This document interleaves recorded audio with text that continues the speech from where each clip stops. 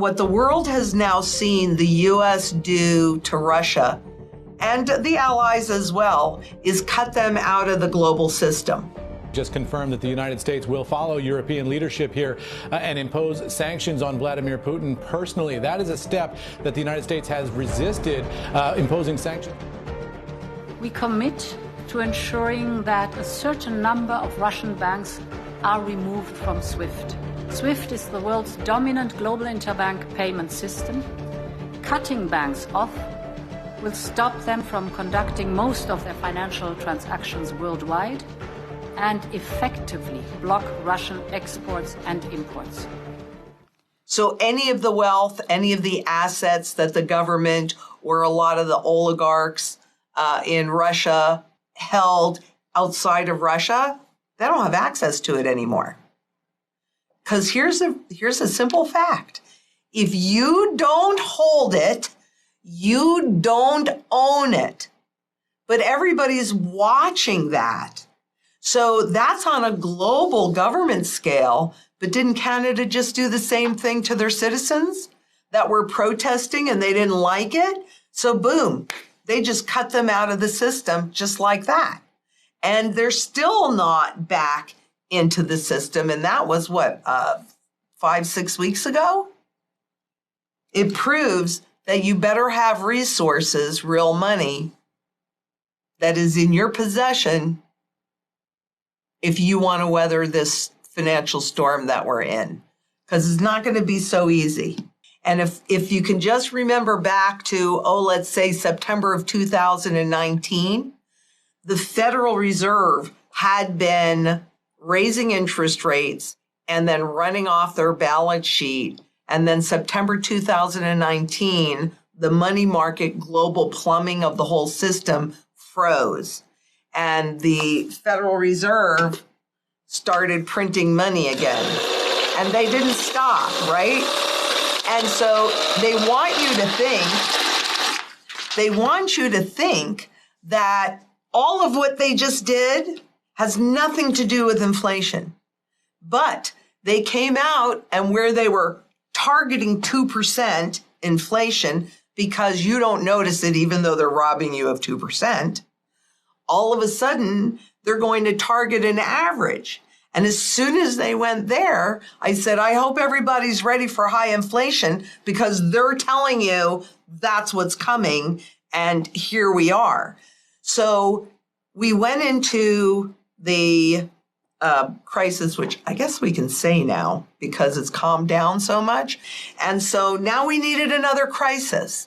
And so just like in the 60s and the 70s, we were lurching from crisis to crisis. And every crisis justifies more inflation, more money printing, more wealth transfer. But what it also does is it keeps everybody off balance, right? And if you're off balance, you can't think as clearly as if you were just focusing on one area and you were calm and you could see what they're doing. So it's really much of a cover-up for a change in the currency system. I'm not 100% sure that they have the new digital system in place yet. I don't know. They just release as much information as they want to release on that. But that's programmable money. So they're going to take something that they can inflate away, in this country, the dollars. I mean, you couldn't do that with gold. You can't inflate it away. But you could inflate it. You can inflate away the purchasing power of the currency. Now they're taking us into programmable money, which gives them a whole lot more control. And according to the Bank for International Settlements, gold held at home runs no political risk. It is the only financial asset that runs no counterparty risk.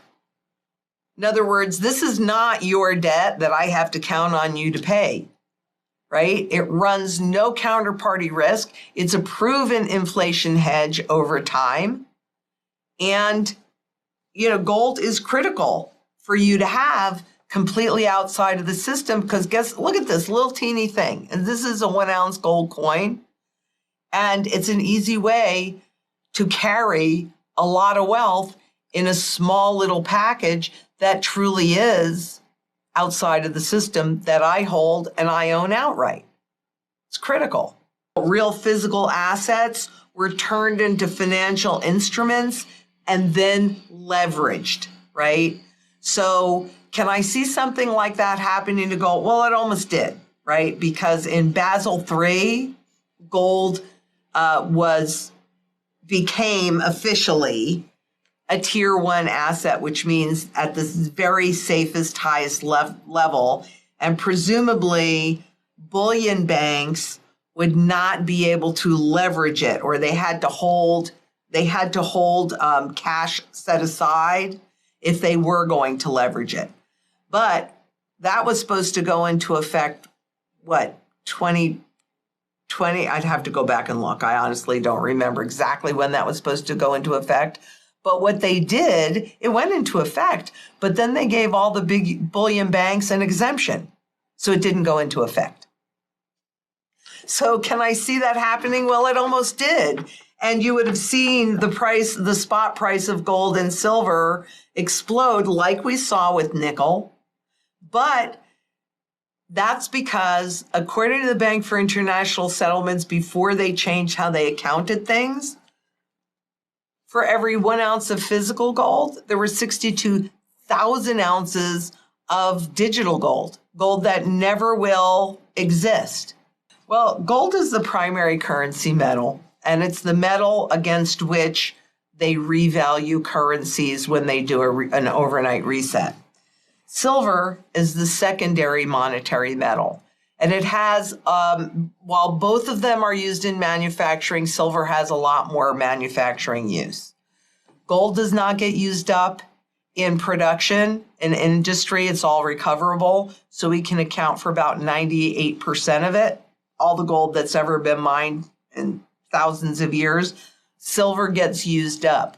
It too, it is absolutely preposterous that it's trading at like 24, 25, 26 bucks an ounce when the ETF, the silver ETS SLV, had to change their prospectus to state that the pricing, they couldn't get enough silver to create the baskets. So the pricing on the SLV was going to reflect the spot price, which is frankly all they were designed to do anyway. You don't really own silver or gold underneath it. So you will see silver move toward its fundamental value along with gold. I know this is going to sound crazy, but a lot of things that are coming to pass now that I said in the past sounded crazy back then. Oh, you can't say that. People don't know. My job is to tell you so that you can make educated choices. So what will happen is we'll go into hyperinflation mode, and then people will lose complete confidence in the currency, in the system, and they'll stop using it. And they'll go to a barter system. So you'll get real local for a while. That's where silver really comes into play.